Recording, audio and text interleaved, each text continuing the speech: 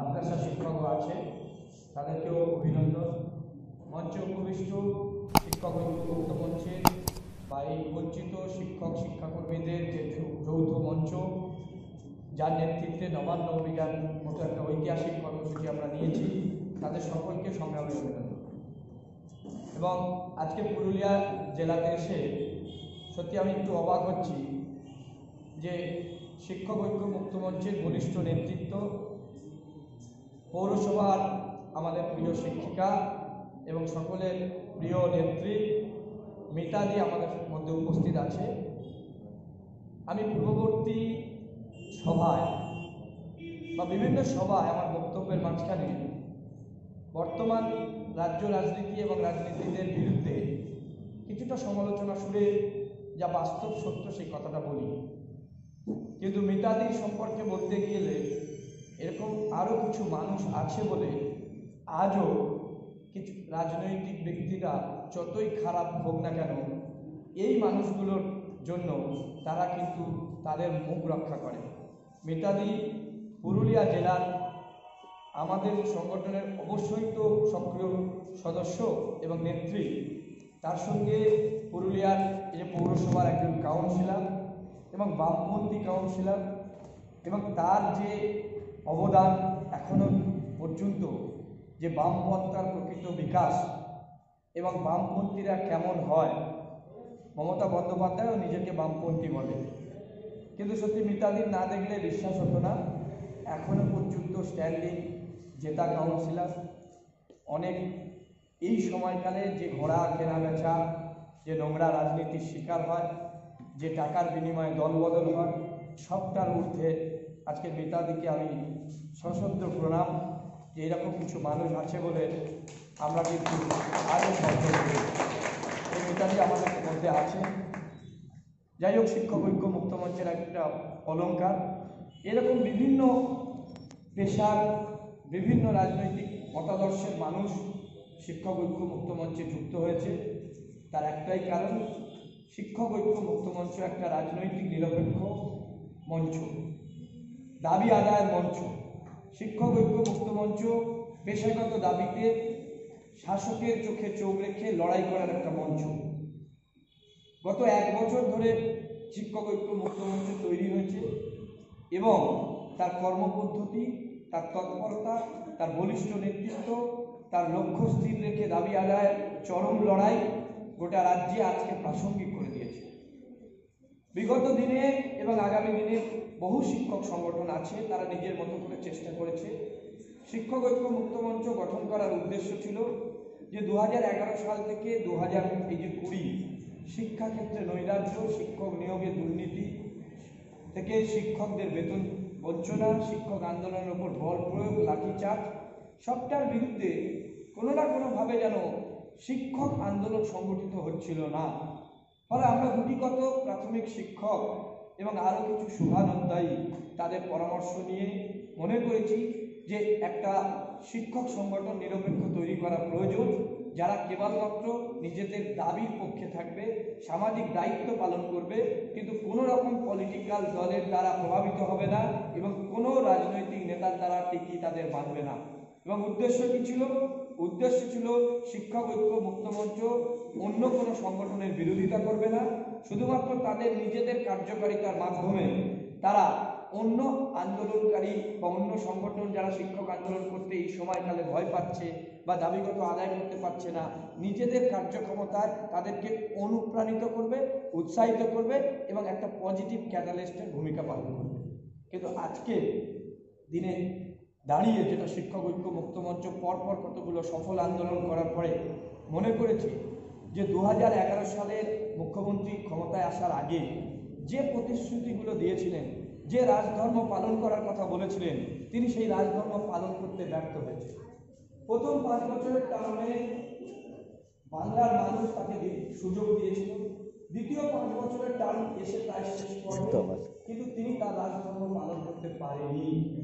তাহলে আমরা একটা শিক্ষক সংগঠন হিসাবে আমাদের নৈতিক দায়িত্ব বর্তায় যে মুখ্যমন্ত্রীকে তার রাজধর্ম পালন করতে বাধ্য করা।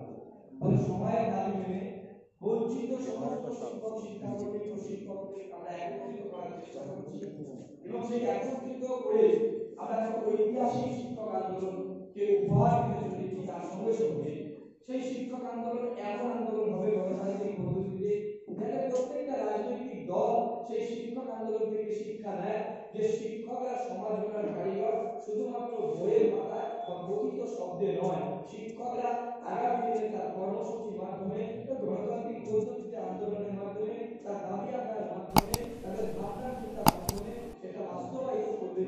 এবং সেই হাত ধরে যারা হাত ধরে আসবে, তাদের হাত ধরে আসবে, তারা আজকে মঞ্চে বসে এবং আমরা যাদেরকে সামনে পেয়েছি তাদের দেখে কিন্তু অন্যান্য গণসংগঠন যেমন উৎসাহিত হবে, তেমনি রাজনৈতিক নেতা এবং রাজনৈতিক দলগুলো শিক্ষিত হবে। এবং তার সাথে সাথে যে মাননীয় মুখ্যমন্ত্রী যে রাজধর্ম পালন করতে ব্যর্থ হয়েছে, সেই রাজধর্ম পালন করবে যাতে কিভাবে করবে তার পথ প্রদর্শক হবে শিক্ষক ঐক্য মঞ্চের এই আন্দোলন। এবং তার সঙ্গে আমরা একটা কথা বলবো যে শিক্ষক আন্দোলন কোনো সরকার পরিবর্তনের আন্দোলন নয়। সরকার পরিবর্তনের কাজ আমাদের নয়, সে যাদের কাজ, যারা রাজনৈতিক কারবারি, যারা রাজনৈতিক দল করবে তাদের কাজ। আমাদের কাজ পেশাগত দাবিতে লড়াই করা। সুতরাং আমরা পার্টি বদল নয়, পার্টি বিষয় নয়, আমরা শুধু পেটের টানে হাতের জন্য আমরা একত্রিত হয়েছি। এবং তার সঙ্গে বর্তমান যে কেন্দ্র সরকার চলছে, শুধুমাত্র তার একটাই এজেন্ডা থাকে যে জাতি বিভেদ তৈরি করা। কখনো বাবরি মসজিদ, কখনো রাম মন্দির ইস্যু, কখনো গুজরাট। ফলে জাতি বিভেদ তৈরি করে সাম্প্রদায়িক বীজ বপন করা তাদের মূল লক্ষ্য যদি হয়। আর রাজ্যের সমাজ তাদের একটা সরকার চলছে, যে সরকার নিজেদেরকে সংখ্যালঘু দোষণ করছে, আবার নিজেদেরকে এমনভাবে প্রতিপন্ন করছে যাতে সংখ্যাগুরুরা মনে করছে এটা একটা মুসলিম দোষণ চলছে। ফলে যতটা দায়ী কেন্দ্রীয় সরকার, ঠিক ততটা দায়ী রাজ্য সরকার। ফলে দুটো সরকারই যারা নিজেদের গদির স্বার্থে জাতপাতের লড়াই করছে।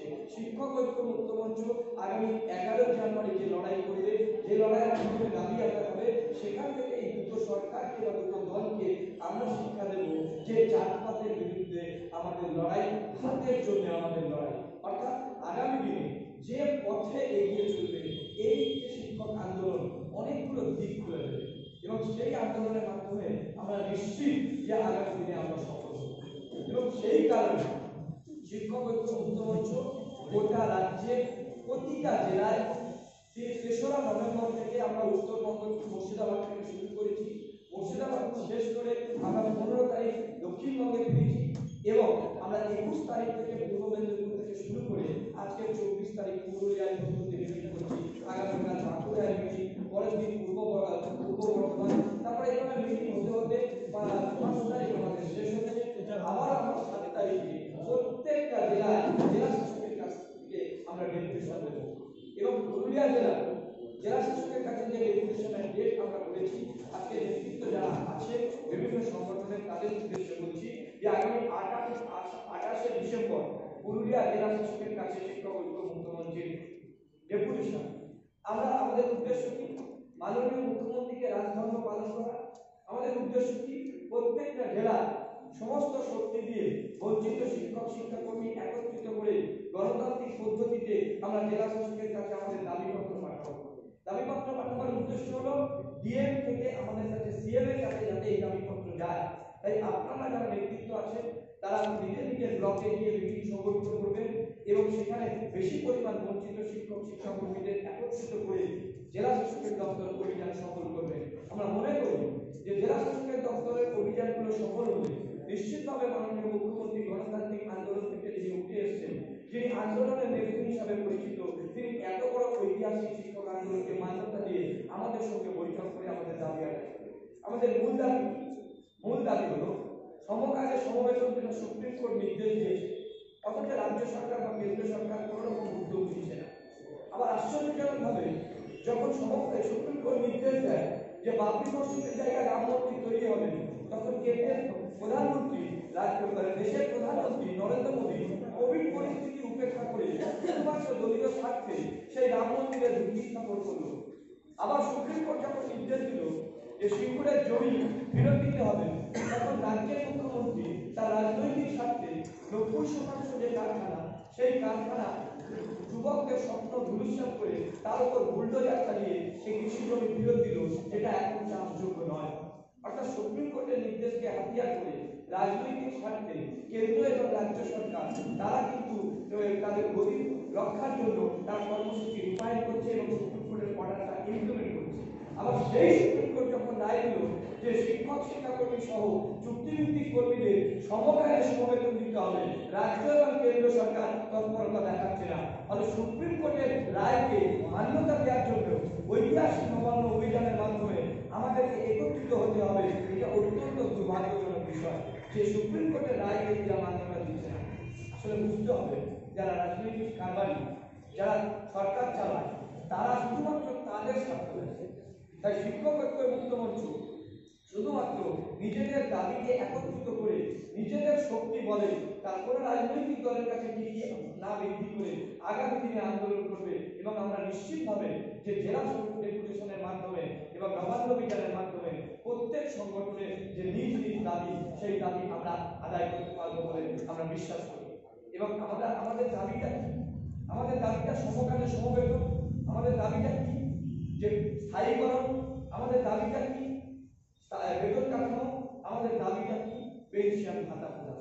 যেখানে সামাজিক সুরক্ষা ক্ষেত্রে বার্ধক্য ভাতা, বিধবা ভাতা আছে, অথচ আমার মায়েরা, দিদিরা, আমার দাদারা যারা নিজেদের জীবন যৌবন মানব সম্পদ উন্নয়নের জন্য ব্যয় করলো 20 বছর 25 বছর, অথচ দুর্ভাগ্য হলেও সত্যি যে তাদের কোনো পেনশন নেই বা পেনশন ভাতা নেই। সুতরাং পেনশন ভাতা, সমকালীন সমবেতন, বেতন কাঠামো এবং স্থায়ীকরণ, এই কয়েকটা মূল দাবি নিয়ে আগামী 11 জানুয়ারি নবান্ন অভিযান, এবং যে নবান্ন অভিযানের মাধ্যমে আমরা নিশ্চিতভাবে দাবি আদায় করব। কিন্তু তার আগে এই ঐতিহাসিক লড়াই থেকে মাননীয় মুখ্যমন্ত্রীকে আমরা বার্তা দিচ্ছি, পুরুলিয়ার লড়াইয়ের মাঠ থেকে আমরা বার্তা দিচ্ছি যে এই লড়াই জাতপাতের বিরুদ্ধে, এই লড়াই ভাতের লড়াই, এই লড়াই এতই তীব্র লড়াই যে লড়াই আপনার নবান্ন কাঁপিয়ে দেওয়ার পক্ষে যথেষ্ট। কিন্তু আমরা শিক্ষক গণতান্ত্রিক পদ্ধতিতে আন্দোলন করবো। আমরা শিক্ষক, আমরা সরকার বদলের লড়াই করবো না, শুধুমাত্র আমরা রুটি রোজগারের লড়াই করবো। তাই সরকারকে আমরা চেতাবনী দিয়েছি যে জেলা শাসকের দপ্তর থেকে আপনি যদি আপনার যে আমাদের যে দাবি, সেই দাবি মান্যতা না পায়, তাহলে শিক্ষকরা কিন্তু আগামী 11 জানুয়ারি আপনার রাজধর্ম পালনে যে ব্যর্থ হয়েছে, সেই রাজধর্ম পালনের ব্যর্থ হওয়ার জন্য আপনাকে কিন্তু শিক্ষা দান করবে। এবং সেই শিক্ষাটা দান করবে আমার এসএসকে দিদিমণি অথবা পার্শ্ব শিক্ষক দিদিমণি অথবা অন্যান্য সংগঠনের যারা দিদিমণি আছে, মাস্টারমশাই আছে, তাদের অধিকার আছে যে আপনি প্রশাসনিক প্রধান হতে পারেন, কিন্তু আপনি যদি সেই শিক্ষায় শিক্ষিত না হন, আপনি যদি আপনি প্রতিশ্রুতি রক্ষা না করেন, তাহলে আমি একজন শিক্ষক হিসাবে আপনাকে শিক্ষা দেওয়ার সম্পূর্ণ অধিকার আছে। তাই সমস্ত সাথী নেতৃত্বদের কাছে আমি করজোরে অনুরোধ করে বলবো যে আপনারা ঐক্যবদ্ধ হন এবং ঐক্যবদ্ধের মাধ্যমে আমাদের দাবি কিন্তু 100% আদায় হবে। আমাদের আর একটা শর্ত আমরা দিয়েছি, প্রত্যেকটা আন্দোলনের সময় আন্দোলনকারী বা সাধারণ শিক্ষক শিক্ষিকা মনে করে বা সাধারণ মানুষ মনে করে যে সরকার এটা মানবে, সরকার এটা মানবে, সরকার এভাবে নিতে পারে, 3 লক্ষ মানুষকে কি সরকার বাইরে দিতে পারবে, এতজনকে নিয়ে আন্দোলন করলে সফল হবে? সরকার কি দিতে পারে কি দিতে পারে না, এটা আমি আপনি কেউ জানি না। সরকারের দায়িত্ব সবকিছু ঠিক করা, আইন শৃঙ্খলা থেকে, নারী সম্মান থেকে, শিক্ষা ব্যবস্থা উন্নতি থেকে, শিক্ষকদের বেতন কাঠামো মেটানো, সেটা সরকারের নৈতিক দায়িত্ব। সুতরাং সরকার কি ভাবে সেটা আন্দোলনকারীরা ভাববে না। আন্দোলন যদি গণতান্ত্রিক পদ্ধতিতে তার বরিষ্ঠ নেতৃত্বে দেওয়া হয়, চোখে চোখ রেখে লড়াই হয়, তাহলে মধ্যরাতে বিধানসভা করে বিল পাস করে দাবি মেটানো যায়। সুতরাং আমরা সরকারকে শর্ত দিচ্ছি, সরকারের কোনো শর্ত আমরা মানব না। আমরা ঐক্যবদ্ধ হয়েছি সময়ের দাবি মেনে, সরকারকে শর্ত দিচ্ছি যে মাননীয়